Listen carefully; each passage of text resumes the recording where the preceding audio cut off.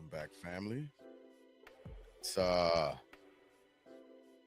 from Soldier to Civilian in 8 days. Episode 5, part 2. So you know what that means, right?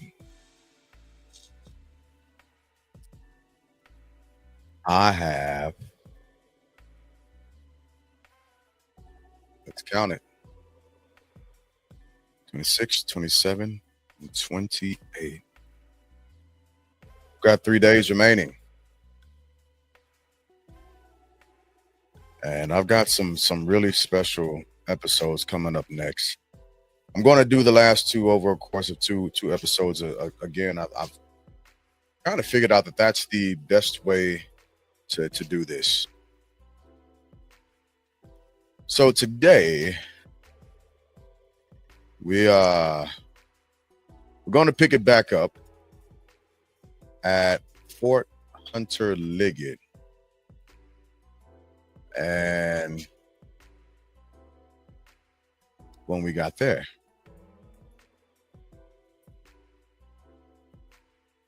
that's us first moving in to the house down there. And I tell you what, there's a lot that's said about Fort Hunter Liggett. But if you haven't actually experienced it, I need you to just calm down a little bit. Fort Hunter Liggett is actually a really, really good place to be. Well, at least while I was there, it's what I needed while I was there. And what I've learned is I think about this frequently, and I think about the course of my career, and I could not have timed things as perfectly as they have played out. And it's amazing to me, just looking back over the last 5 days roughly, and watching myself progress, and understanding the process of where I was during the pictures that I showed and I've shared. And I've left out a ton of details, but those are going to be for the book. So we're at Fort Hunter Liggett, and what Fort Hunter Liggett 3356 LSB afforded me, once I was able to get my life back together, as it were, and as much as possible, and finally figure out what was ailing me and get put on the proper regiment to begin the healing process, I was able to begin to, because of the type of the unit that I was in, and because of the great team that I had, I'm gonna say this: 95% of the teams that I have been able to be a part of were spectacular. And a lot of times you will hear soldiers talking about the 5% or the 10%, or maybe even the 15%, but they don't talk about the vast majority of their experience when they go through the Army. Is it tough? Absolutely. Is it challenging? Without a doubt. Do you make sacrifices? Immensely. But all in all, the Army has provided me the opportunity to provide for my kids in a way that I didn't have, I never received, unfortunately. But fortunately, because I'm able to appreciate what I've been able to do with them, as well as me being able to PCS down to Fort Hunter Liggett. I stayed in California for the sake of my children, to make sure that I was close enough to get to them whenever I needed to. And things don't always work out the way you want, but you got to continue to push forward. So I continue to live. We continue to thrive. We continue to build together. And again, being at Fort Hunter Liggett, I was uh I was able to begin to make up for some lost time.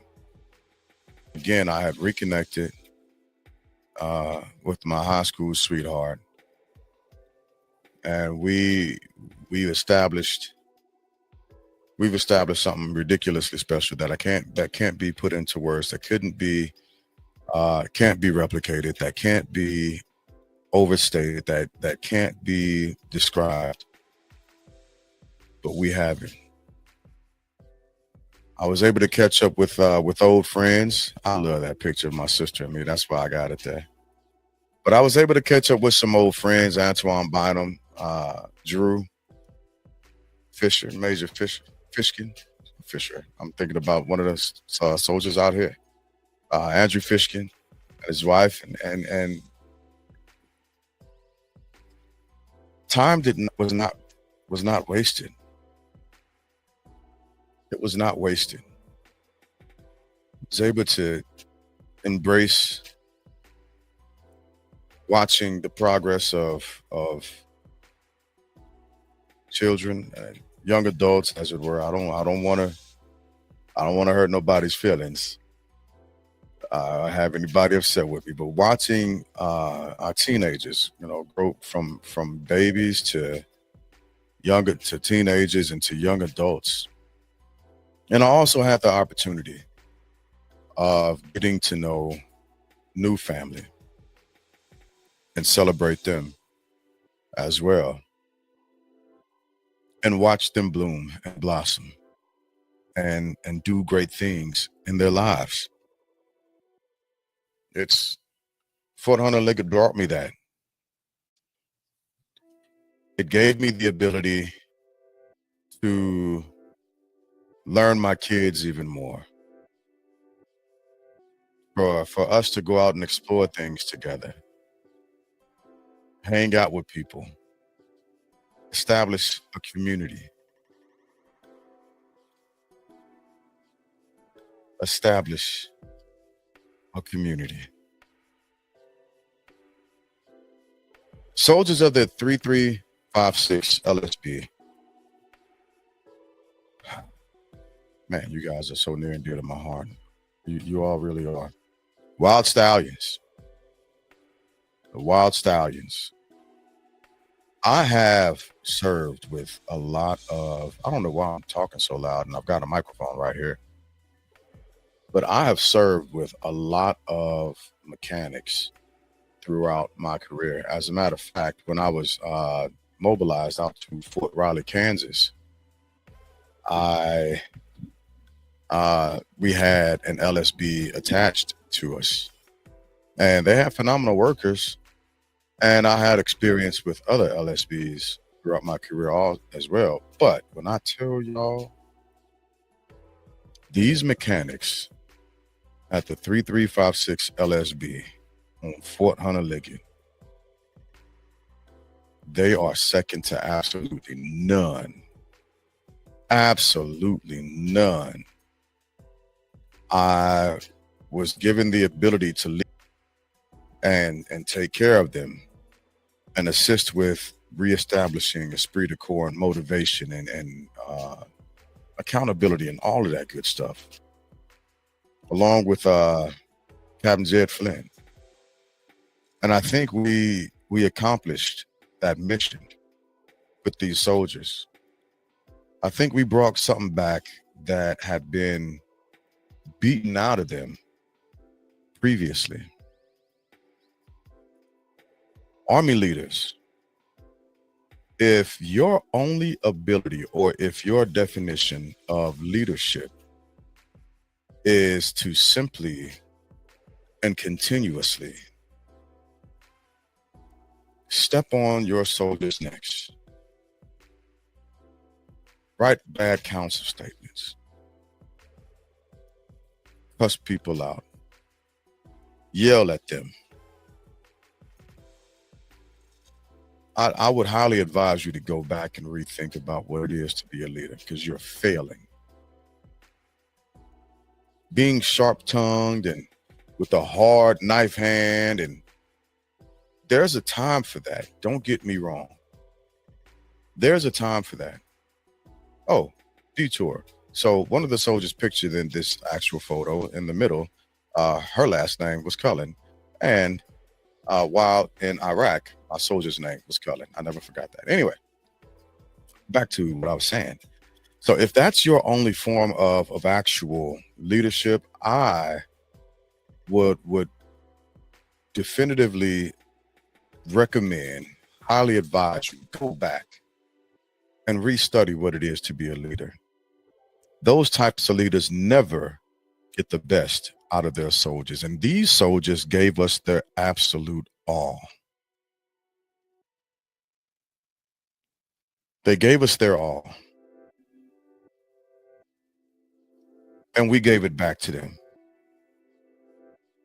Lieutenant Colonel Martins, Sergeant Major, Command Sergeant Major Amesquito, Captain Flint, Major Flint, Captain Vea, Sergeant Thompson, Sergeant Salgado, Sergeant Kane, all of these great, outstanding soldiers. I'm saving the best for last. That's why you haven't heard your name yet. I got you, bruh. I got you. We're gonna get there. But when you are simply hurling your soldiers, crushing your soldiers, you're never going to get them to produce what you're asking for and what you need. They're going to give you the bare minimum. Why would they perform for a tyrant, for somebody who doesn't care about them? We spent hours perfecting the art of knocking out this ACFT within the time frame, and they soldiered forward. They gutted it out. They hung in there with us. And I appreciate them for that. One of the hardest things about being a soldier, if not the hardest thing, if you ask me, it reigns true with storming, norming, conforming, and performing. I'm going to pause that right there because I'm going to come back to that. Storming, norming, conforming, and performing. Sean Thompson. Hey, thank you, man. Thank you. These soldiers. So we had Sean Thompson before we ended up with my battle buddy Salgado, the Salgados, Patricio Salgado, and his wife and his beautiful daughters. But I'll come back to that statement. One of the things that I've learned how to appreciate in the United States Army is celebrating soldiers. I have learned how to listen to where they've come from, to appreciate their sacrifices, to understand who they are, to engage with soldiers. And not everybody that you find yourself soldiering with, you don't establish close ties with everybody, but you establish a certain respect for these soldiers.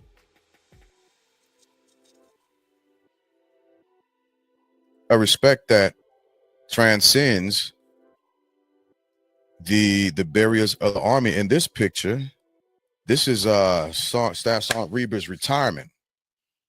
And we put this on for her. Oh my goodness. So the 3356 LSB soldiers are made up of soldiers headquarters was in or is in Fort Hunter Liggett, California, but they also have a detachment of soldiers that are in Arizona. And it takes a lot of coordination to make sure we get soldiers to be able to come together and do some good and proper training. And Sergeant Reber, Jennifer Reber, was one of the soldiers from Arizona, 42 Alpha, HR. She was a clerk. She worked with Manny, Mr. Castro, and Sean Garcia. There's a correction. We have two. We had we They have two satellite locations. So they have Arizona, and then they have another satellite location in Southern California. I didn't forget y'all. It was a momentary lapse. Bear with me, team. So Sean Reber retired, and we were able to celebrate that with her. And several years later, and this is listen, this is the truth of the situation, man. When you meet good people, you meet good soldiers, they know that you care about them. You've led them, you've assisted them, you've coached them, you've given them the best advice you could come up with, both professionally and if asked for personally. I was able to reach out to Sergeant Reber when I got stationed here at Fort Knox, which is going to start the ending of this series. Um, and she assisted me with getting the house that I am currently in. That's People are going to remember how you treat them. They might not remember your name, but they're going to remember how you treated them. I guarantee that. I can call out a ton of soldiers, a ton of senior NCOs that tried to treat me like crap. But just like I can remember their names, I can call out even more who treated me fairly, with dignity and respect. And that's what you want to try and do as you go forward. And the reason why is you have these soldiers out here. They're depending on you. You got them out in the field. You've got them in uncomfortable situations. You know that they're going to be tired. You know that they're going to be challenged. You know that you're putting them through stressful situations. You know it. But that's part of the job. There was a quote that I saw as a young soldier back at the 380th Quartermaster Company, and it said, we stress our soldiers out during peacetime so that it's a normal thing during wartime. And that's part of our jobs also. Again, I had a leadership role in this battalion, and I took it to heart. There was never a time when the soldiers from Los Al convoyed up, or buses from Arizona pulled in, or when the soldiers left the unit, either convoy or bus, that I wasn't present unless I was sick. There was never that time. Strongly care about these soldiers. They entrusted me to take care of them, and I did the best that I could. And just like we had them out here in this field, and we wore them out that day. I remember that. That was a long BA for some people. I've got some more pictures of these where I've got soldiers that are just looking off in the distance, like, what just happened to my life? Oh yeah, yeah. But just like we put them through the ringer, like this bottom right picture, or better yet, this, we make sure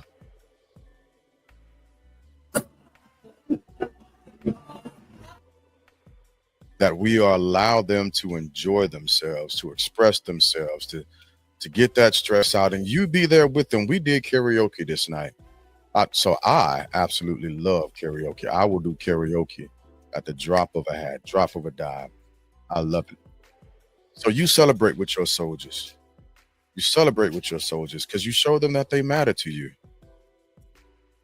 And don't haphazardly do it. You be honest and genuine about that engagement. This was the Army's birthday. And my soldier, one of my supply clerks, Specialist Rodriguez, and at the time, Captain Mary Vare, they, being the youngest and the oldest present soldier at the time, which is not saying anything bad, ma'am, they cut the cake. And I loved seeing that.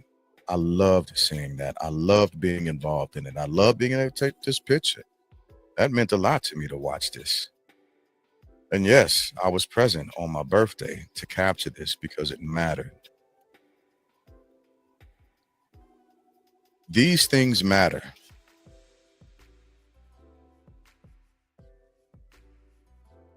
Being invited to share a stage with your brother, to go into a studio and lay down some chords. These are the things that matter the most.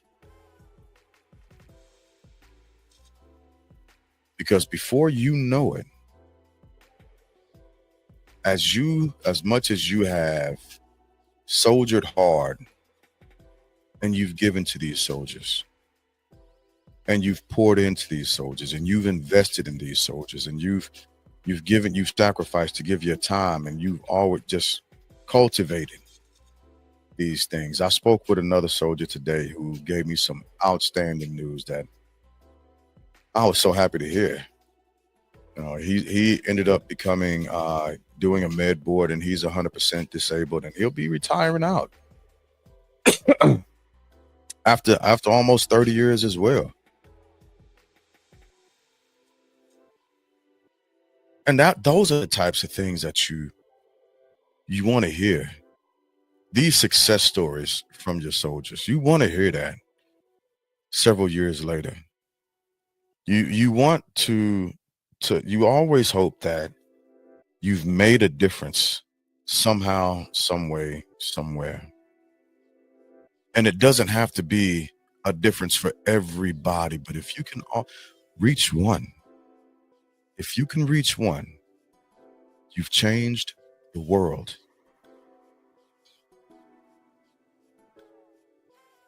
Soldiers of the 3356 LSP, you all reached me. You changed my life and you changed my world. And it took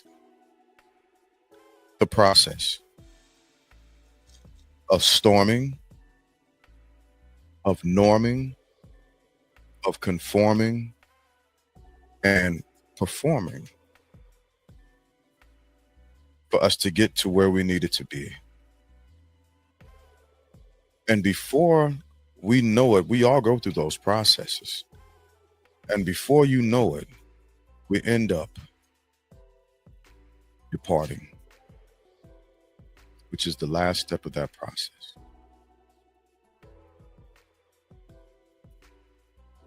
And that is the hardest part of soldiering.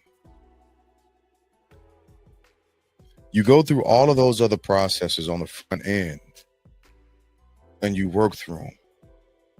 And they progressively become a science. And we all have shared expectations, shared goals. We know how to maneuver. We know how to get to where we know how to hit that mission. We know what it means to sacrifice, when we're going to have to sacrifice, how we're going to have to sacrifice. And even if we don't know and something pops up, we know that we can shift. We know that we can rely on each other for a lifetime.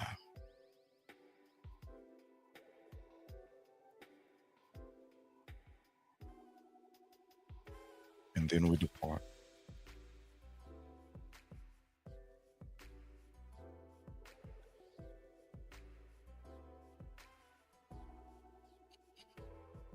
27 years in 8 days.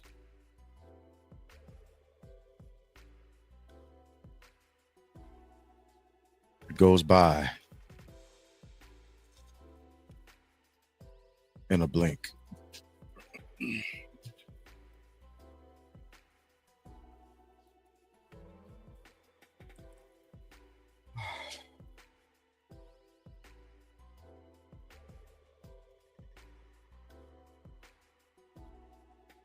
These are my soldiers.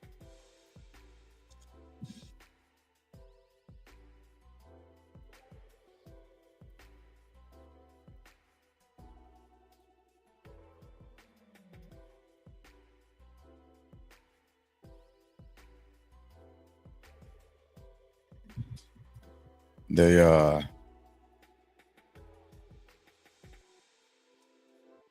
they wrote on the back, and I had forgotten about that until I picked this up.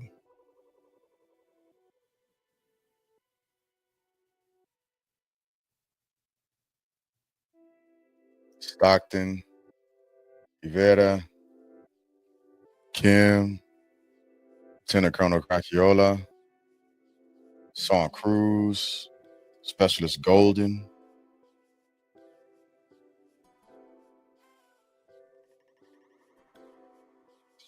Son Valenzuela, Son Hernandez, Specialist Chan, Son Salinas, Son Price, Son Major Haga, Son Collado, Captain Vea, Son Munoz, Son Reyes. I thank y'all for this.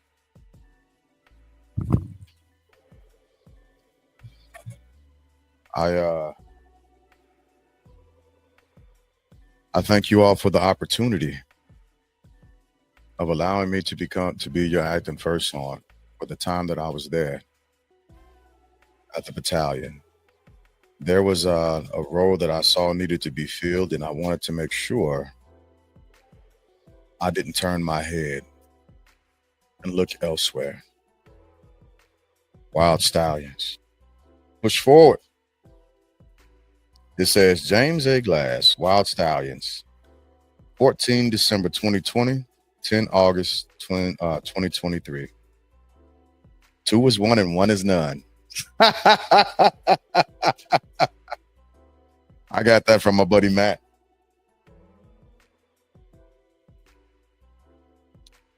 Like I stated, I'm a karaoke kind of man. I would tear down a karaoke stage at any given second, any given moment. And this one came from, I told you I was saving your name, the best for last, brother. Manny Castro gave me this right before I left. And it says, J Glass the movement, karaoke master. Jesus jumped up. Oh man. Just looking back, it's just amazing at the experiences that I've been afforded, and the people that I've been able to meet, people that have mentored me and poured into me, and have given me the proper tools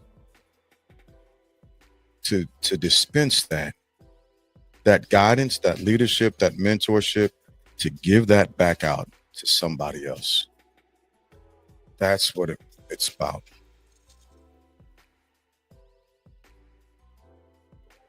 27 years.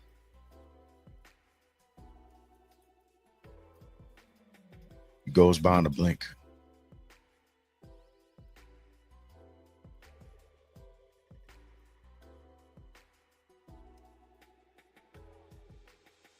As I get ready to close this out, all of this seems like It was just yesterday.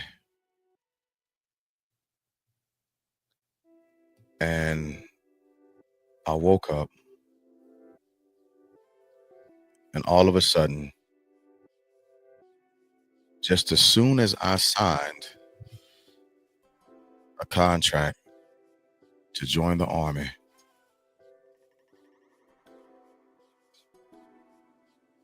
it ended.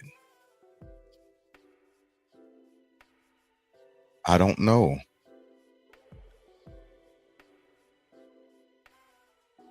where the time has gone. I know I've been a part of it. I know I've been moving along with the current of progress. I know that I have been living. I know that I've gained a lot.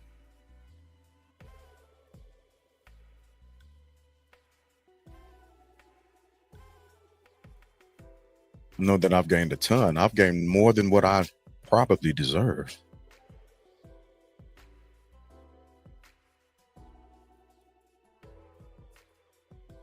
And I know that I've also lost a lot.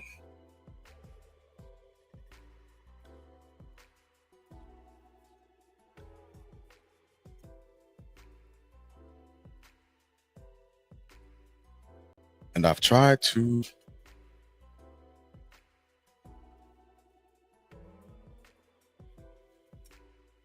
stay balanced.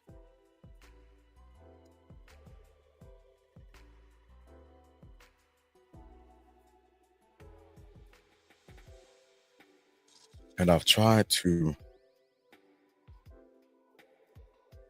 make sure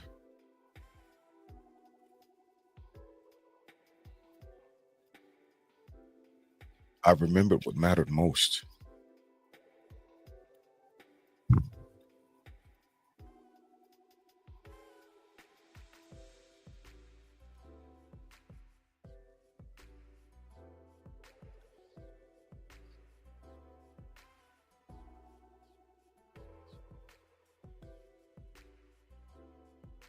It's almost time to go buy that t-shirt. I got my DD214s.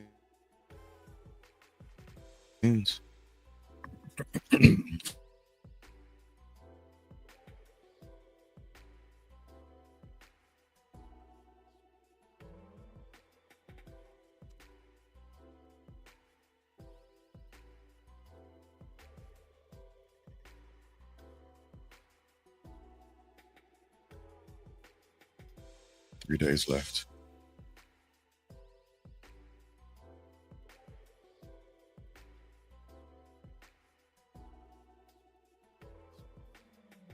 Where did the time go? Where did the time go?